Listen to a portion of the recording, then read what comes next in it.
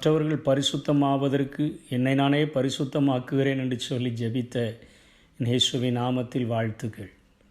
வேதம் இந்த உலகத்தில், பாவம் நிறைந்த இந்த உலகத்தில் பரிசுத்தமாய் வாழ்கிறதற்கு 3 வழிமுறைகளை நமக்கு கற்றுக் கொடுக்கிறது. முதல் காரியம் தேவனுடைய பயம், தேவனுக்கு பயப்படுகிற ஒரு பயம். யாத்ராகமம் புஸ்தகம் 1ஆம் அதிகாரம் 14ஆம் வசனத்திலே, அங்கே மோசே பிறந்தபொழுது ஒரு சட்டம் இருந்தது. ஆண் பிள்ளைகளை எல்லாம் கொன்றுவிட வேண்டும், பெண் பிள்ளைகளை உயிரோடே காப்பாற்ற வேண்டும். ஏனென்று சொன்னால் இஸ்ரவேல் ஜனங்கள் மிகவும் அதிகமாய் பழுகி பெருகுகிறபடினாலே ஒரு யுத்தம் ஒன்று நேர்ந்தால் நம்மை அவர்கள் அழித்து விடக்கூடாது என்று எகிப்தியர் பயந்தபடினாலே பார்வோன் அங்கு ஒரு சட்டத்தை ஏற்றியிருந்தான். ஆனால் 17ஆம் வசனம் சொல்லுகிறது, மருத்துவச்சிகளோ தேவனுக்கு பயந்ததினால் எகிப்தின் ராஜா தங்களுக்கு இட்ட கட்டளையின்படி செய்யாமல் ஆண் பிள்ளைகளையும் உயிரோடே காப்பாற்றினார்கள். ஒரு பெரிய ஜீவோ ஒன்று இருக்கிறது. அங்கே ஒரு கவர்மெண்ட் சட்டம் இருந்த போதிலும் கூட அங்கே அந்த மருத்துவச்சிகள் அங்கே இஸ்ரவேல் ஆண் பிள்ளைகளை காப்பாற்றினார்கள் என்று எழுதப்படுகிறது. அப்போது தேவனுக்கு நாம் பயப்படும் பொழுது, அந்த உலகத்தில் தேவனுக்கு பயந்து வாழும் பொழுது ஒரு பரிசுத்தமான வாழ்க்கை நமக்கு சாத்தியம் என்று சொல்லி நாம் தெளிவாக புரிந்து கொள்ள முடியும்.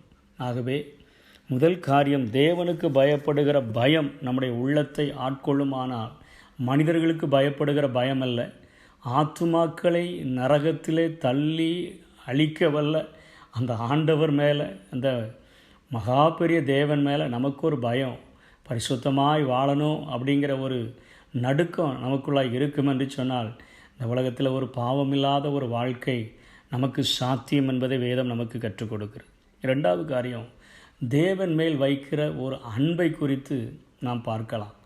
என்னால் பவுல் அப்போஸ்தலன் எழுதும்போது எழுதுகிறார், கிறிஸ்துவினுடைய அன்பை விட்டு என்னை பிரிப்பவன் யார் என்று சொல்லி, அவருடைய அன்பு என்னை நாள்தோறும் நெருக்கி ஏவுகிறபடினாலே என்று சொல்லி, அவர் இரவும் பகலும் ஆண்டவருக்காக அத்தனை பிரயாசங்களை எடுத்து அவர் ஓடுகிறதை பார்க்கிறோம். பரிசுத்தமான ஒரு வாழ்க்கை வாழ்ந்து, ஆண்டவருக்கு பிரியமுள்ள ஒரு வாழ்க்கை வாழ்ந்து, அநேகரை அந்த பரிசுத்தமாக்குகிற பாதையில் எப்படியாயிலும் நடத்திவிட வேண்டும் என்று சொல்லி, எப்படியாயிலும் ஒரு சிலரை ரட்சிக்கும்படியாக எல்லாருக்கும் எல்லாம் ஆனேன். அதற்கு ஒரே காரணம், அவர் சொல்லுகிற காரியம் கிறிஸ்துவனுடைய அன்பு. அது என்னை ஒவ்வொரு நாளும் அது என்னை நெருக்கி ஏவுகிறது என்று சொல்லுகிறார். அப்போது நம்முடைய உள்ளத்தில் கிறிஸ்துவின் அன்பு அது நம்மை நிரப்பும் என்று சொன்னால், அதே அப்போஸ்தலன் தான் ரோமர் 5:5 எழுதுகிறார், பரிசுத்த ஆவியினாலே தேவ அன்பு அவர் நம்முடைய இருதயங்களில் ஊற்றப்படுகிறது என்று சொல்லி, ஒவ்வொரு நாளும் அவருடைய அன்பினால் நம்முடைய இருதயம் நிரப்பப்பட்டு கொண்டே இருக்கும் என்று சொன்னால், இந்த உலகத்தில் ஒரு பரிசுத்தமான வாழ்க்கை நமக்கு சாத்தியம் என்பதை வேதம் நமக்கு கற்றுக் கொடுக்கிறது. 3வது காரியம், தேவனுடைய வார்த்தை. இதற்கு ஆண்டவர் சொல்லிக் கொடுத்த ஒரு உவமையிலிருந்தே நாம் கற்றுக்கொள்ளலாம். அங்கே ஐஸ்வர்யவான் லாசரு என்கிற ஒரு கதையை இயேசு சொல்லிவிட்டு, ஐஸ்வர்யவான் மரித்தவுடனே அவன் அங்கே பாதாளத்துக்கு கொண்டு போகப்படுகிறான். அவன் இந்த உலகத்தில் அவன் ஒரு ஆடம்பர வாழ்க்கை வாழ்ந்தபடியினால், அவன் தன்னை குறித்து மாத்திரம் பார்த்து கொண்டு தன்னை சுற்றியுள்ள மற்றவர்கள் மேல் கரிசனையற்ற ஒரு வாழ்க்கை வாழ்ந்தபடியினால் அவன் அங்கே நரகத்திற்கு போகிறான், அதாவது பாதாளத்துக்கு கொண்டு செல்லப்படுகிறான் என்று சொல்லியும், அங்கே வாழ்ந்த ஒரு தரித்திரன், ஒரு லாசரு, அவன் அங்கே தேற்றப்படும்படியாய் ஆபிரகாமினுடைய மடிக்கு பரதீசைக்கு கொண்டு செல்லப்படுகிறான் என்று சொல்லி நாம் அங்கே பார்க்கிறோம். அதில் இயேசு ஒரு காரியத்தை சொல்லி கொடுக்கிறார். ஐஸ்வர்யவான் அங்கே ஆபிரகாமை அடையாளம் கண்டு கொண்டு சொல்லுகிறான், தகப்பனே, நீர் எப்படியாகிலும் அந்த லாசருவை அனுப்பும், எனக்கு இன்னும் 5 சகோதரர்கள் பூமியிலே இருக்கிறார்கள், அவர்கள் இப்படிப்பட்ட ஒரு கொடுமையான இடத்திற்கு வந்துவிடக்கூடாது, ஆகவே அந்த லாசருவை அனுப்பி அவர்கள் மனம் திரும்புகிறதற்கான காரியத்தை பிரசங்கிப்பதற்கு நீர் எனக்கு ஒரு வாய்ப்பை ஏற்படுத்தி கொடும் என்று சொல்லி கேட்டபொழுது, அங்கே பதில் சொல்லப்படுகிறது. ஆபிரகாம் சொல்லுகிறார், என்ன சொல்லுகிறார், அங்கே மோசேயும் தீர்க்கதரிசிகளும் இருக்கிறார்கள், அவர்களுக்கு செவிகொடாவிட்டால் இவன் போய் அங்கே சொன்னாலும் செவிகொட மாட்டார்கள் என்று சொல்லி, மோசேயும் தீர்க்கதரிசிகளும் ஒரே நாட்களில் வாழவில்லை. இது எதை குறிக்கிறது என்று சொன்னால், மோசே எழுதி கொடுத்த நியாயப்பிரமாணங்களும் அங்கே தீர்க்கதரிசிகள் சொல்லி கொடுத்த அந்த சட்டத்திட்டங்களும் அந்த கட்டளைகளும் அவர்களுக்கு இருக்கிறது.